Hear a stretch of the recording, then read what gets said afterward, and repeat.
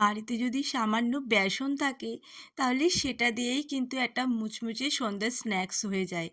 কতটা লোভনীয় হবে একবার তোমরা করেই দেখতে পারো। অবশ্যই বুঝতে পারছো কতটা মুড়মুড়ে হয়েছে। হ্যাঁ বন্ধুরা, এটাকে না বলে বেসনের ফাপড়া। তোমরা একবার ট্রাই করে দেখো। আমি এখানে সাউন্ডটা দিতে পারিনি কারণ অনেকটা বাইরের সাউন্ড আসছিল বলে সমস্যা হয়ে যেতে পারে। তো আমার হাতের চাপে তোমরা বুঝতেই পারছো যে কতটা মুচমুচে হয়েছে এবং হাতে নিলেই কিন্তু একদম ঝরঝরে হয়ে যাচ্ছে। তো প্রথমে আমি একটা বাটি নিয়ে নিয়েছি, সেখানে পরিমাণ মতো জল নিয়েছি, পরিমাণ মতো নুন নিয়েছি, একটুখানি খাবার সোডা নিয়েছি আর একটুখানি হিং নিয়েছি। নিয়ে জলের মধ্যে ভালো করে এটা গুলে নিয়েছি। এরপরে একটা পাত্র নিয়ে নিয়েছি, তার মধ্যে হাফ বাটি পরিমাণ বেসন নিয়ে নিয়েছি আর নিয়ে নিয়েছি একটু জোয়ান। পরিমাণ মতো জোয়ান একটু হাতের মধ্যে ক্র্যাশ করে এর মধ্যে দিয়ে দিলাম। এতে দারুণ সুন্দর একটা স্মেল আসে।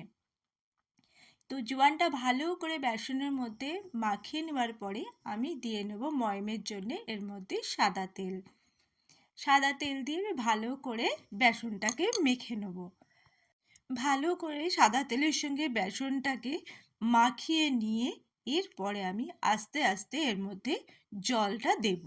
যে জলটা আমি বাটিতে গুলে রেখেছিলাম সেই জলটা এবার আস্তে আস্তে এর মধ্যে দিয়ে দেব।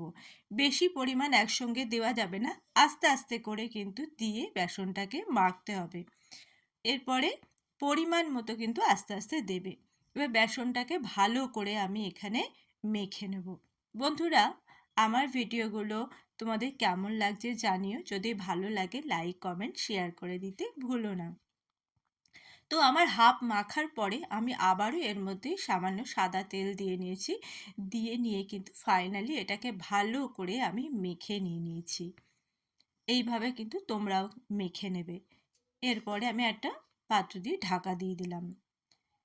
এরপরে আমি কি করব, এই বেসনগুলোকে এরমভাবে পিস করে নেব।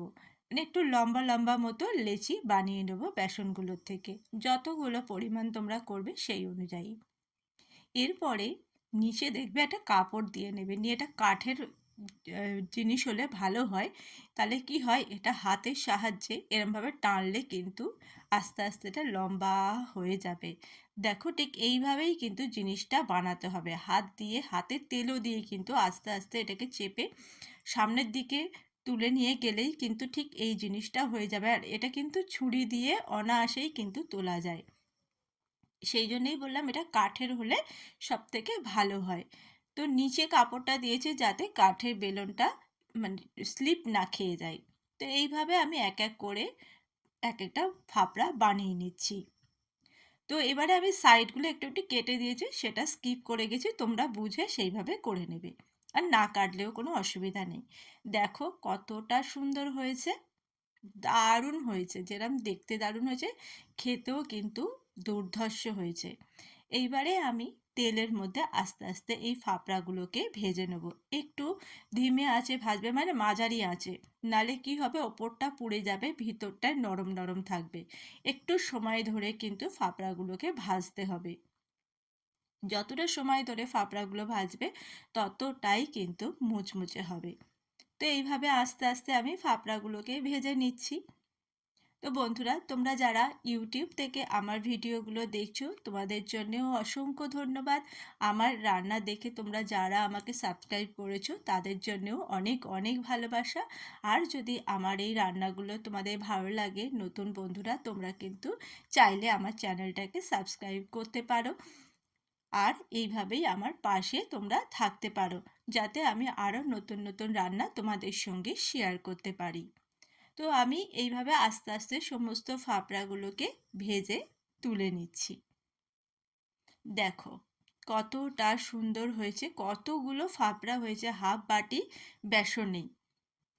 আর এটা কিন্তু একদম, তোমরা যদি চা কফি বসিয়েই এটা বানিয়ে নাও তাও কিন্তু বানানো যাবে, এতটাই কম সময় লাগে। তো কেমন লাগলো অবশ্যই জানিও বন্ধুরা।